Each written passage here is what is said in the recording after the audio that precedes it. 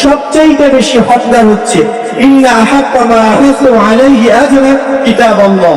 যে কাজের বিনিময়ে প্রতিদান গ্রহণ করা হয় সবচাইতে বেশি হক হচ্ছে আল্লাহর কালামের মাধ্যমে সবচাইতে বেশি প্রতিদান গ্রহণ করা। সহিহ বুখারীর হাদিস। কিন্তু আমরা প্রতিষ্ঠানে শুরু করি 1 ঘন্টা প্রাইভেটের জন্য 700-800 বা 1000 টাকা পর্যন্ত ব্যয় করি 1 ঘন্টা, আর একটা ছাত্র ছাত্রী প্রতিষ্ঠানে 24 ঘন্টা থাকে, তার পিছনে 24 ঘন্টা নিগরানিতে। সে ঘুমায় থাকলে একজন শিক্ষক বা শিক্ষিকা নিগরানিতে থাকে, কারণ তার পিছনে ফ্যান চলতেছে, লাইট চলতেছে, পানি খরচ হচ্ছে, আনুষঙ্গিক সব খরচ হচ্ছে। আমরা প্রতিষ্ঠান থেকে নির্ধারণ করেছি সর্বনিম্ন 2500 টাকা। قال الله تعالى في كلامه المجيد يرفع الله الذين آمنوا منكم والذين أوتوا العلم درجات. وقال نبينا صلى الله عليه وسلم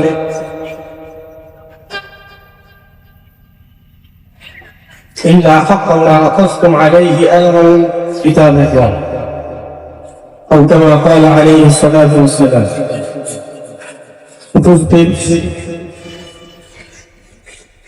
আজকের প্রদর্শনী অনুষ্ঠানে আজকে এখানে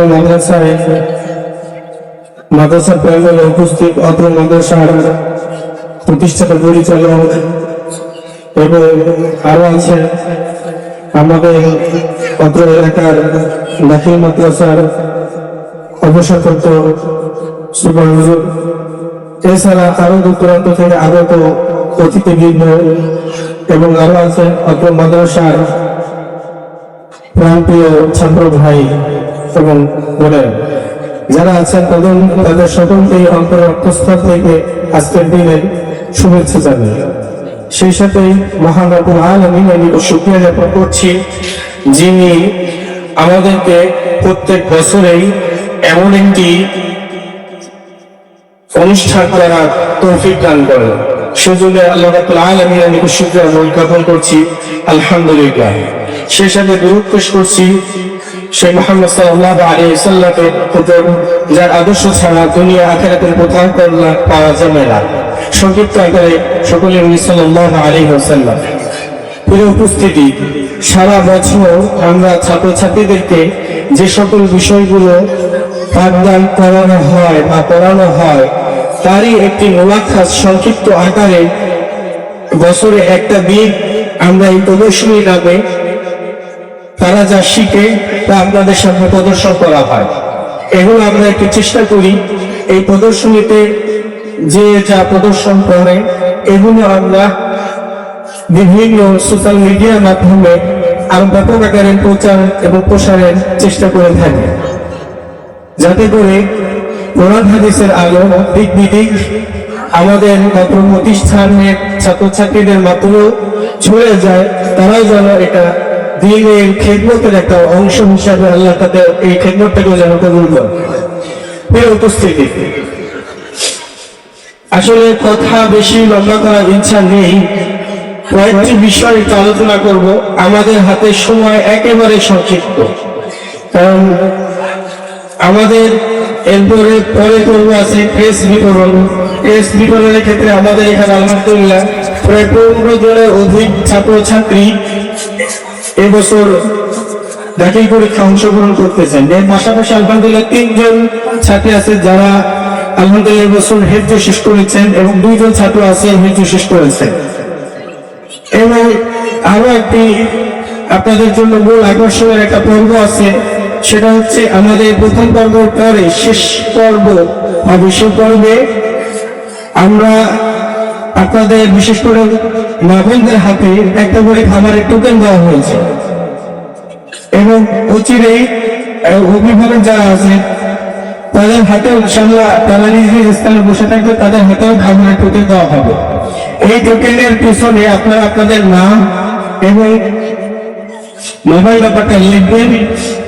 আমরা এই টোকেনগুলো আপনাদের কাছ থেকে জমা নিব এবং আপনাদেরকে খাবারের প্যাকেট পরিবেশন করব। এই সবগুলো টোকেন জমা নেওয়ার মাধ্যমে একেবারে আমাদের এখানে খাবারের সময় থাকবে 2:30 পর্যন্ত। খাবারের সময়ের পরে কিন্তু অধিবেশন শুরু হবে দ্বিতীয় অধিবেশনে আমাদের প্রতিষ্ঠানের আরো যে সকল ছাত্রছাত্রীরা প্রস্তুতি নিয়েছেন, তারা ইনশাআল্লাহ তাদের যে প্রস্তুতি নেওয়া আছে তারা যতক্ষণ ইচ্ছা তারা হাত রাত গজল যে প্রস্তুতি নিয়েছেন সেই প্রস্তুতি ইনশাআল্লাহ পরিবেশন করবেন। পরিশেষে আমরা এই টোকেনগুলোর উপরে একটা রেফারেন্ডের মাধ্যমে 20 জনকে আমরা পুরস্কৃত করবো ইনশাআল্লাহ। সেক্ষেত্রে যারা দূর দূরান্ত থেকে আগত অভিভাবক আছেন, অতিথি আছেন, সকলকেই শেষ পর্যন্ত থাকার অনুরোধ করছি, কারণ 20টা পুরস্কার এমনকি আপনিও হতে পারেন এই রেফারেন্ডের মাধ্যমে এই 20 জনের একজন ইনশাআল্লাহ। পাশাপাশি প্রতিষ্ঠান নিয়ে আমি কিছু কথা বলতে চাচ্ছি। আসলে আমরা জানি আল্লাহ রাব্বুল আলামিন বলছেন, ইয়ারফাউল্লাহুল্লাযীনা আমানু মিনকুম ওয়াল্লাযীনা উতুল ইলমা দারাজাত। যারা ঈমান আনে এবং জ্ঞান অর্জন করে, আল্লাহ রাব্বুল আলামিন তাদের ঈমান এবং জ্ঞান অর্জনের মাধ্যমে তাদের মান মর্যাদা দুনিয়া আখিরাত সব জায়গায় আমলের মাধ্যমে আল্লাহ রাব্বুল আলামিন বৃদ্ধি করে দেন। কিন্তু অতীব দুঃখের বিষয়, আমরা সকলে জানি মানে বুঝি, আমরা দিনী প্রতিষ্ঠানেও দেই আমাদের সন্তানটাকে ওয়ারাসাতুল আম্বিয়ার অন্তর্ভুক্ত হিসাবে করার জন্য, কিন্তু দুঃখের বিষয় আমরা আমাদের এই প্রতিষ্ঠান গড়ার ক্ষেত্রে বেশ কিছু প্রতিবন্ধকতা আছে। এই প্রতিবন্ধকতার ক্ষেত্রে অন্যতম একটা প্রতিবন্ধকতা হচ্ছে অর্থনৈতিক প্রতিবন্ধকতা।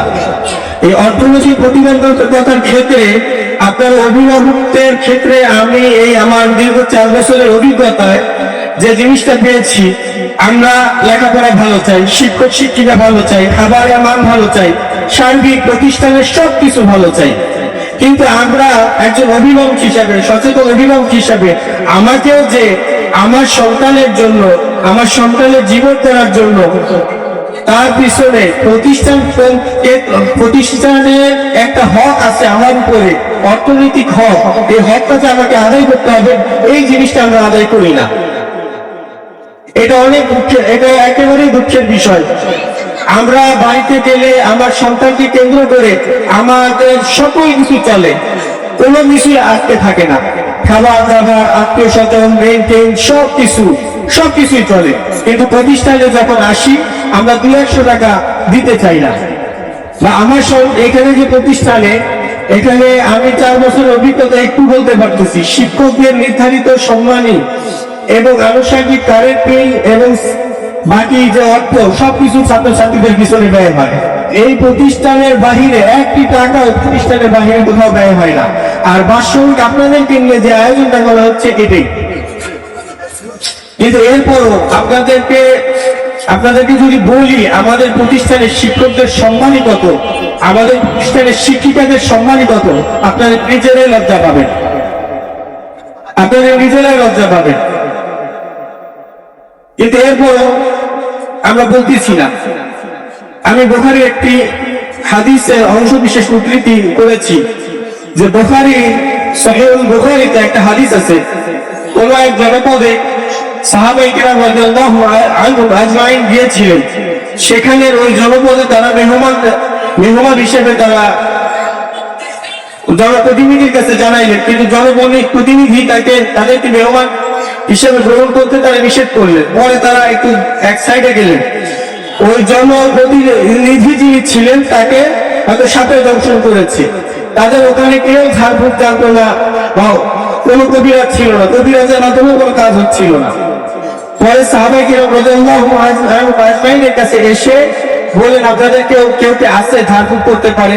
তখন এক ব্যক্তি বলেন, হ্যাঁ আমি ঝাড়ফুঁক করতে পারি, তবে ঝাড়ফুঁক করবো না যদি এটা কোনো বিনিময় না দেওয়া হয়। তখন ওই ব্যক্তিকে নিয়ে গেল, ঠিক আছে তুমি যা চাও তাই দেওয়া হবে।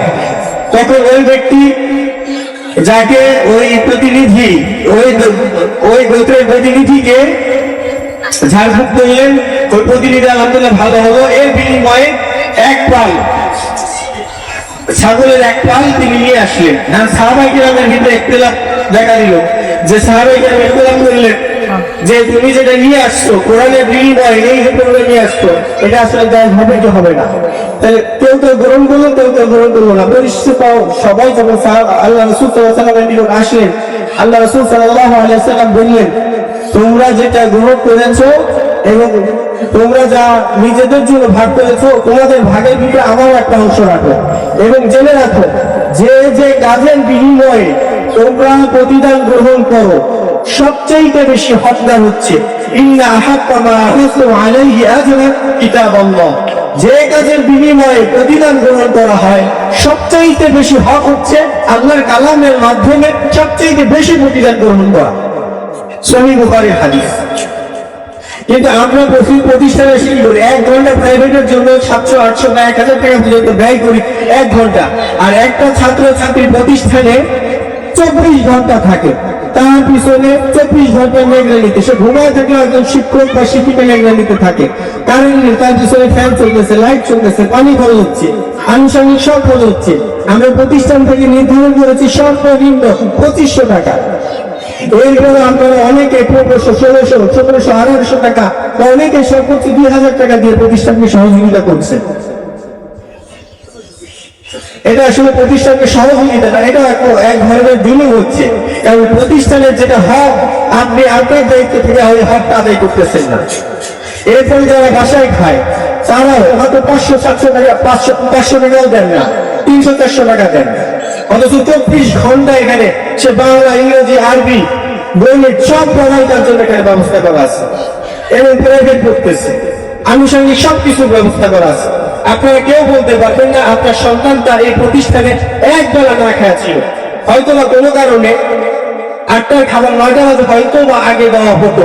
এখন আলহামদুলিল্লাহ 2 জন আমাদের এখানে খুব পরিশ্রমী 2 জন খেদমতদার বাবুর্চি আছে, আলহামদুলিল্লাহ আমি মনে করি তারা মাদ্রাসার খাবে, তারা খাবারটা ভালো করে রান্না করে এবং যথাসময়ে তারা খাবারটা পরিবেশন করে। এই কারণে তাদের আমি জ্ঞাপন করছি। কিন্তু আপনারা অভিভাবক, এর ভিতরে বেশ কিছু অভিভাবক আছে আলহামদুলিল্লাহ যথাসময় মাসের 1 তারিখ থেকে 10 তারিখের ভিতরে টাকা দেন, কিন্তু আরো অনেক অভিভাবক আছে যারা মাসকে মাস পার করেন, 2 মাস 3 মাস পার করেন, এরপর প্রতিষ্ঠানের যে হক এটা আপনারা সঠিকভাবে আদায় করেন।